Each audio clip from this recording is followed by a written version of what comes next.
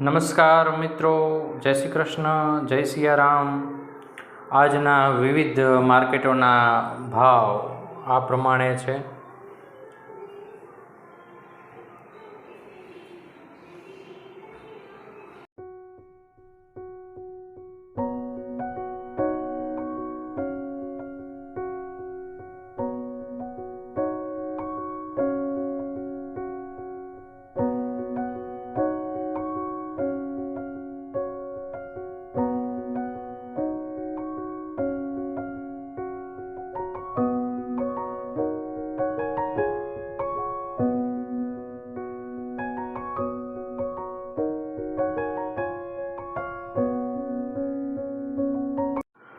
નમસ્કાર ખેડૂત મિત્રો, વિવિધ માર્કેટોના ભાવ જોયા પછી આપણે વાત કરીશું કપાસમાં રાખવાની કાળજીઓ વિશે.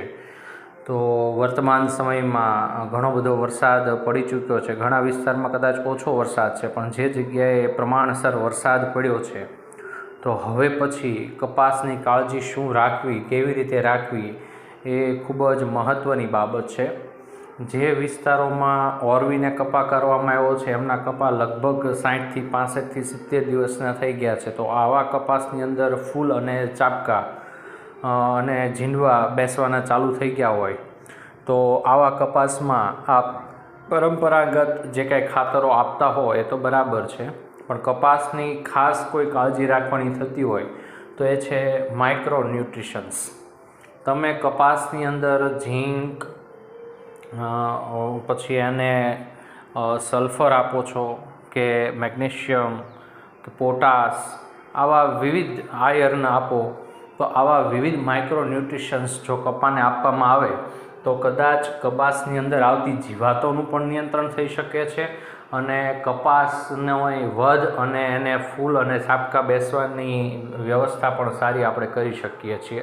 માટે આપની આજુબાજુના એગ્રોમાં અથવા તો ઓનલાઈન ખરીદીના ઘણા બધા પ્લેટફોર્મ છે જેના પરથી આપ માઇક્રો ન્યુટ્રિશન્સ મંગાવીને એનો છંટકાવ કરી શકો છો. ખાસ કરીને આયર્ન અને ઝીંક સાથે સાથે મેગ્નેશિયમ, પોટાશ યુક્ત જે ખાતરો માર્કેટની અંદર ઉપલબ્ધ છે તો આવા ખાતરો આપ વાપરી શકો છો અને કપાસને પોષણ આપી શકો છો. સાથે સાથે બીજી વાત એ પણ છે કે જે વિસ્તારોમાં હજુ કપા 30-35 દિવસ કે 40 દિવસના થયા છે, આવા કપાસને યોગ્ય નિંદામણ કરીને સાથે સાથે યુરિયા વગેરે ખાતરો આપીને તેને પોષણ આપવું જોઈએ.